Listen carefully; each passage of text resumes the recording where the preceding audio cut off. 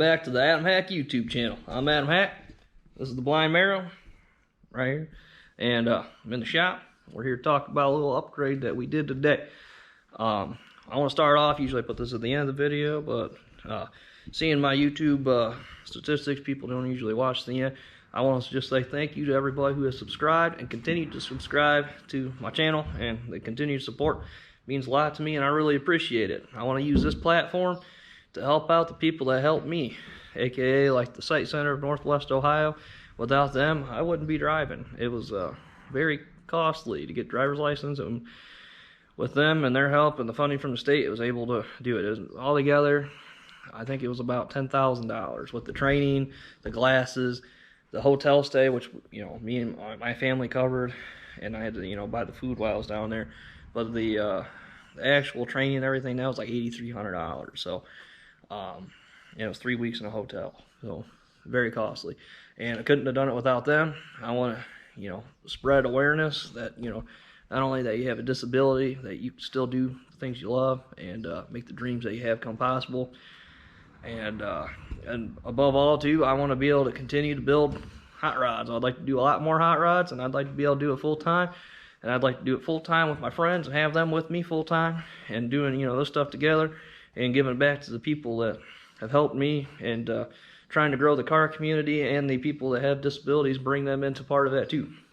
So thanks for everybody for subscribing so far, like, comment, sharing, and please continue to like, comment, share. Let's grow this together, do cool stuff together. Now, on to what we were doing.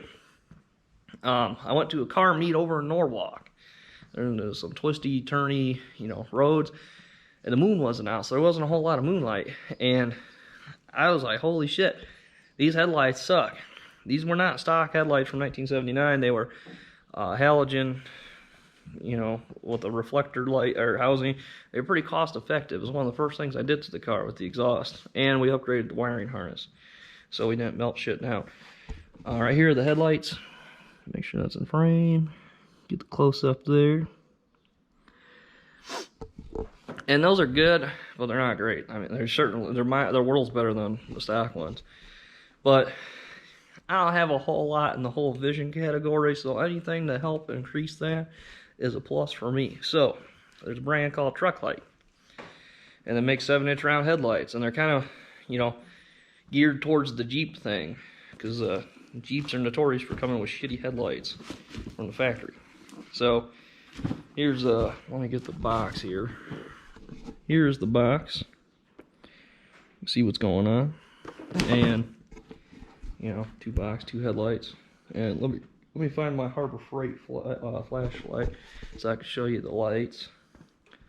Hold on, I'm gonna cut till I find I have found the flashlight. Classic blind guy moment right in front of me. Anyway, right here's what they look like in the car. Not exactly what you would distinct with a old car. A lot of dead bugs on the front of the car too. Been driving at night. And same thing on the other side. Of course, nothing ever goes easy. The aforementioned wiring harness that we upgraded, the terminal was corroded and the wire fell out of the terminal. So we had to do some research and make a run to AutoZone and get a terminal.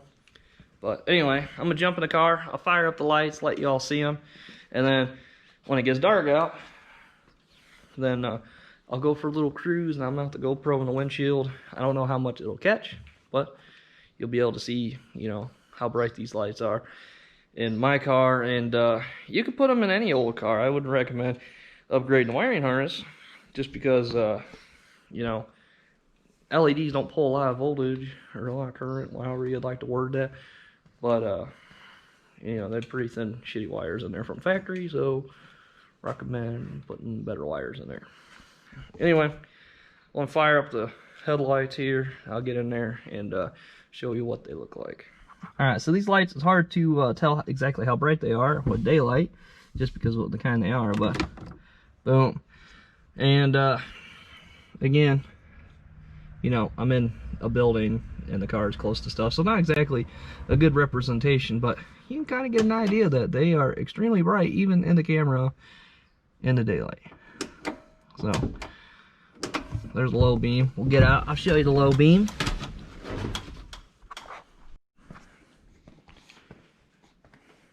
So there you go. You can see it's very bright, and the top half of the light is the low beam. There's a bird or something in here making all kinds of crazy noises. And then the Camaro has a stupid switch on the floor. I like it, but I don't like it. Where's it at? There we go. For demonstration purposes, it's not a good spot for the dimmer switch. Then here's the bright lights. Get the camera in front. Yeah, as you can see, extremely bright. I can't even stand to get in front of them on the dims. So, you know, there's an idea for you how bright they are. And like I said, tonight we'll go for a little rip and let y'all see them. Alright guys, so it's about 10 o'clock. It's not all the way dark yet. Kind of going in the wrong direction for you to see the sun's out a little bit still. But right here, these are the high beams, and they're bright. You still need to probably adjust them a little bit. Do some aiming. But they're really not bad at all. We got a guy flying up behind me. There's the low beam. I mean, the low beams are brighter than the old high beams on the other lights.